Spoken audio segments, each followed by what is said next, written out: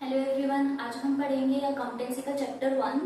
और इसके साथ हम सारे जितने भी बेसिक कॉन्सेप्ट्स हैं बिजनेस के बारे में, अकाउंटेंसी के बारे में, अकाउंटिंग के बारे में, वो सारे भी देखेंगे। अगर आप ये सोच रहे हैं कि अकाउंटिंग पढ़ने के लिए आपको सीधा न्यूमेरिकल चैप्टर्स पे जाएंगे, कोई बात नहीं न्यूमेरिकल्स करके पास हो जाएंगे, तो ऐसी गलती मत करना। क्योंकि बिना स्टार्टिंग के 3-4 चैप्टर्स पढ़े अगर आप अकाउंटिंग करने की कोशिश करोगे तो आपको फिर रूल्स पता नहीं होंगे, बेसिक्स पता नहीं होंगे, जो आप कर रहे हो कॉन्सेप्ट उसका पता नहीं होगा। सिर्फ आप एंट्रीज को रट के जाओगे या फिर आप फॉर्मेट्स को रट के जाओगे।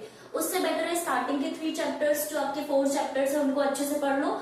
आपकी कॉन्सेप्चुअल क्लैरिटी होगी तो आपको कोई भी अकाउंटिंग करने में कभी प्रॉब्लम नहीं आएगी।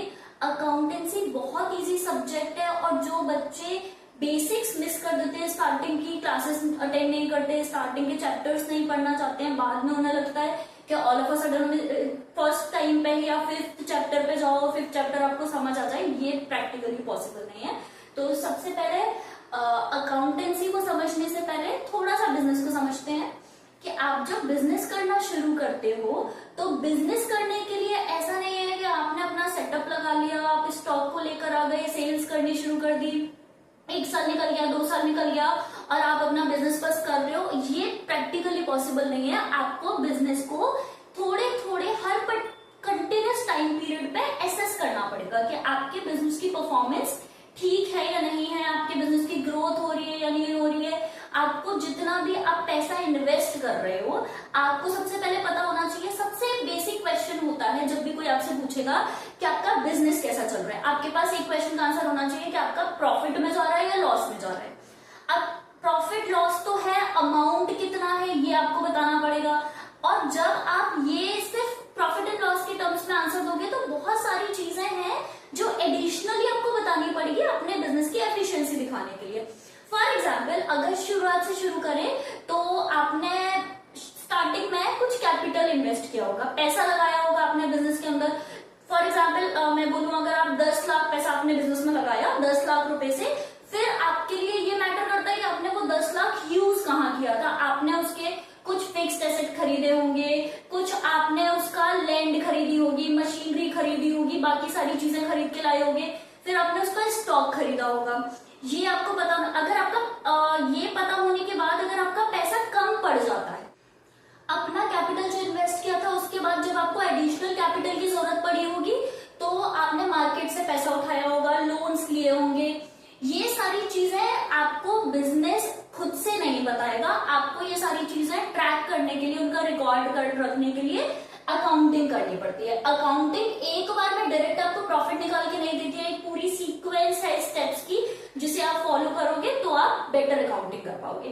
फॉर एग्जाम्पल, जब हम कोई भी ट्रांजेक्शन करते हैं तो सबसे पहले आपको उस ट्रांजेक्शन को आइडेंटिफाई करना होता है कि इस पर्टिकुलर डेट पे हमने सेल्स की है, परचेज की है, कोई फिक्स्ड एसेट खरीदा है, कुछ भी किया है। पर्टिकुलर ट्रांजेक्शन का एक रिटन प्रूफ होता है, कोई उसका बिल होगा, कोई आपका वाउचर होगा, कोई ऐसी चीज होगी जो आपको ये बताएगी कि आपका ट्रांजैक्शन हुआ है। ट्रांजैक्शन होने के बाद सेकंड जो इंपॉर्टेंट चीज होती है वो होती है आपके लिए कि आप उस पर्टिकुलर ट्रांजैक्शन का अमाउंट मेजर करो, मनी टर्म्स में वो कितने अमाउंट का आपको पड़ा। ठीक है, आप ऐसे नहीं बताओगे कि आपने अगर स्टॉक खरीदा है, स्टॉक में आपने कोई चीज केजी के टर्म्स में खरीदी है तो आप उसे केजी में रिकॉर्ड करोगे, वो अलग चीज है, बट आपको उसकी मॉनेटरी वैल्यू पता होनी चाहिए। क्योंकि अकाउंटिंग जब हम करते हैं तो सिर्फ मॉनेटरी एस्पेक्ट पे करते हैं, हम हर चीज का जो भी ट्रांजैक्शन है उसकी मॉनेटरी वैल्यू रिकॉर्ड करते हैं, कोई और यूनिट्स रिकॉर्ड नहीं करते। कोई और यूनिट्स कैसे हो सकते हैं,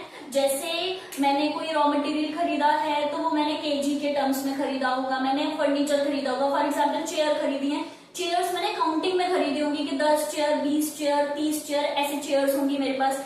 मशीनरी मेरे पास नंबर्स में होगी।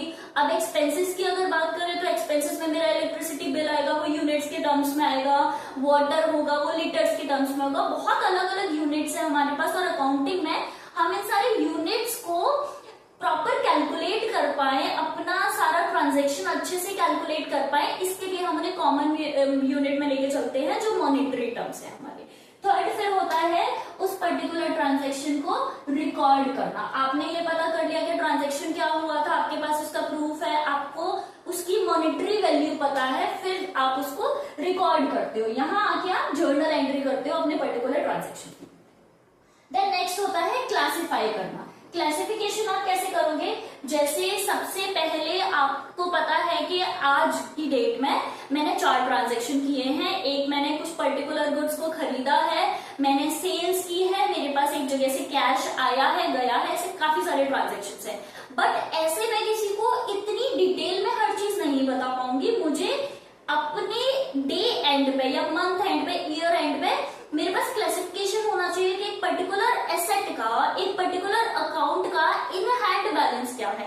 इन हैंड बैलेंस कैसे, अगर मैं कैश की बात करूं तो बिगिनिंग में जब मैंने बिजनेस शुरू किया था तो सबसे पहले 10 लाख का कैपिटल इन्वेस्ट किया था मैंने। उस 10 लाख की कैपिटल से मानो मैंने कुछ फिक्स्ड एसेट खरीद लिए, कुछ एक्सपेंसेस पे कर दिए। ये सब करने के बाद मुझे इनफ्लो और आउटफ्लो को कैलकुलेट करने के बाद मुझे पता होना चाहिए कि इस वक्त मेरे हाथ में 4 लाख रुपीज अभी हैं। तो वो कैलकुलेट करने के लिए आप क्या करते हो, एक पर्टिकुलर अकाउंट की सारी एंट्रीज को क्लासिफाई करते हो और एक जगह उन सबकी कैलकुलेशन करते हो। फिर होता है आपका समराइजिंग।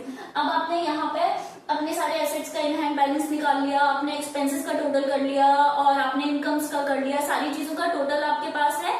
उसके बाद आप क्या करोगे, आप उनको समराइज करोगे। समराइज एज इन सारी इनकम्स को टोटल करोगे, उसमें से सारे एक्सपेंसेस को माइनस करोगे, जो आपका डिफरेंस आएगा वो डिफरेंस आपके लिए क्या हो जाएगा, प्रॉफिट हो जाएगा। सेम ऐसे ही एसेट्स की लाइबिलिटीज की बात करूं, लाइबिलिटीज होती हैं जो आपकी ऑब्लिगेशन है, जो आपको किसी को रिटर्न करना है। जैसे कैपिटल की बात करें तो कैपिटल बिजनेस के लिए एक ऑब्लिगेशन भी है। ये थोड़ा सा वियर्ड लग रहा होगा कि आपने खुद ने ही बिजनेस शुरू किया है तो आपका कैपिटल आपके लिए ऑब्लिगेशन क्या है। सबसे पहली चीज जो अकाउंटिंग करने के लिए आपको पता होनी चाहिए वो ये है कि आप अगर बिजनेसमैन हो तो बिजनेस से आपकी आइडेंटिटी अलग है, आप दोनों सेपरेट इंडिविजुअल्स हो। और हम जब अकाउंटिंग करेंगे तो हम बिजनेस के पार्ट पे करेंगे, बिजनेस के पर्सपेक्टिव से करेंगे, ना कि बिजनेसमैन के पर्सपेक्टिव से। तो पहली चीज जो आपको याद रखनी है वो ये याद रखनी है कि आपके लिए बिजनेस डिफरेंट एंटिटी है और बिजनेसमैन डिफरेंट एंटिटी है। एग्जाम्पल के लिए आपने अगर बिजनेस खरीदा, शॉप खरीदी फॉर एग्जाम्पल, आपने शॉप में इन्वेस्ट किया, आपने 3-4 महीने से चलाया, उसके बाद जब आपने शॉप को सेल किया होगा, कोई आपसे पूछेगा कि क्या हुआ भाई, तो आप ये बोलोगे ना कि आपने शॉप को सेल किया है, ये थोड़ी बोलोगे मैंने खुद को सेल किया है। तो यहां से आप समझो ये 2 डिफरेंट चीजें है, उसका प्रॉफिट एंड लॉस अलग है। एज एन ओनर आपको उसका शेयर मिलेगा, प्रॉफिट में शेयर होगा जो भी, वो आपके कैपिटल में ऐड हो जाएगा, बट आप दोनों की अकाउंटिंग डिफरेंटली करोगे। और अकाउंटिंग की जब हम बात करते हैं तो हम हमेशा बिजनेस की ही बात करते हैं, ठीक है। उसके बाद नेक्स्ट यहाँ पे आपने, यहाँ से आपके पास प्रॉफिट एंड लॉस निकल के आ जाता है, एसेट्स एंड लाइबिलिटीज निकल के आ जाती हैं।